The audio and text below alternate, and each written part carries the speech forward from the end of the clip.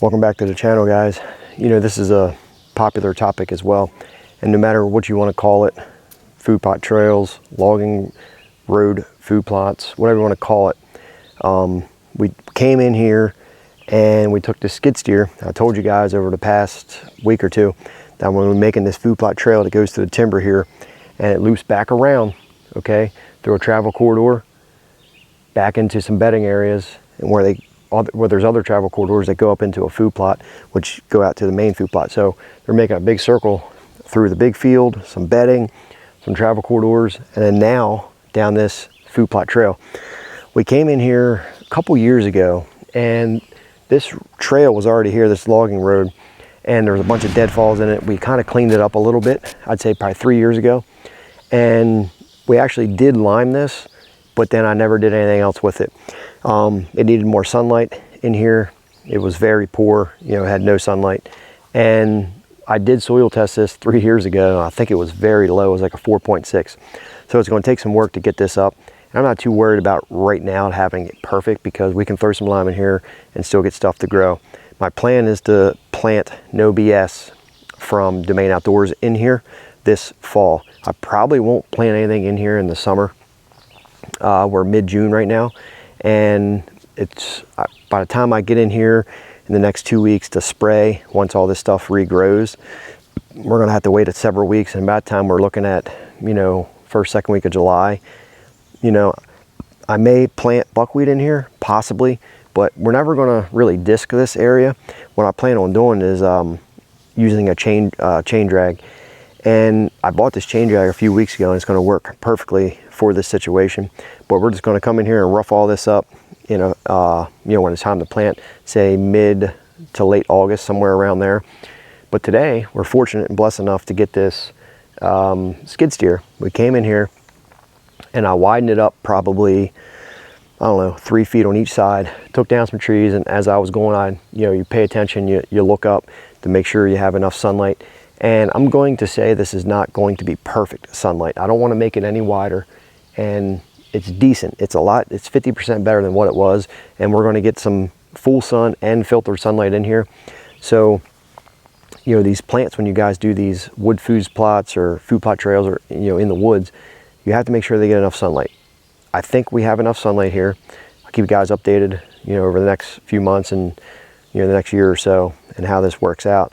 But we came in here with this skid steer. We had it dropped off, and like I said, we widened it up 3 feet. We kind of leveled it out, smoothed it out a little bit, and there was a lot of ferns in here. And I should have came in and sprayed prior to doing this, but I didn't have time. So what we're gonna do is probably wait 2-3 weeks, come back in, spray all this, whatever regrows, and make sure it's dead. And then we'll maybe plant buckwheat. I gotta get some lime in here as well. Get that down in here, let it work its magic. And then, like I said, come August 15th, 20th, something like that, we'll come in here and we'll drag this a couple times back and forth. Won't take very long at all. We'll seed and then probably drag it again, and we'll get some stuff to grow in here in the fall. Now my plan is to not hunt this trail. I don't want to hunt this trail. What this trail is going to do is facilitate the movement through those bedding areas that I described, the travel corridor. They're going to come down this food plot trail out into that main food source, and then right over here about 50 yards or 20 yards, this food plot trail ends, right? There's another logging road that crosses this, and it goes out into the big field. I'm going to set my stand up right on this tree over here. It's going to be about 30 yards away, to where any deer that comes down this path, crosses that open area out into the big field, I can get a bow shot on. That's my goal. I'm, you know, trying to come in here and go down through here and set up at a stand. You know, it doesn't really make sense. Now during the rut, that may be a different scenario. If we're getting, you know, deer and bucks, you know, traveling this road, this food plot trail, then it may be a different situation. It could be like an all-day sit or something, where you get deer crossing back and forth. It could be a perfect scenario to for the rut bow hunting. But I'm very happy with the way this turned out. It's very poor soil in here, but we can, we can tune that up. Some lines of fertilizer. I know it's very poor, but we'll work on it over the next, 3 months, 6 months, to a year, and I should probably grab another soil sample today and just to see where we're at. But regardless, we're going to plant this fall, have some fun with it, and it's just another tool in the toolbox to add to the property, and another tool in the toolbox to add to your success in hunting. You know, having this road planted, which leads out to this big food plot, it's going to be, I think it's going to be killer. I think it's going to be a great situation. Like I said, bow stand over here, and this loops back around to a travel corridor.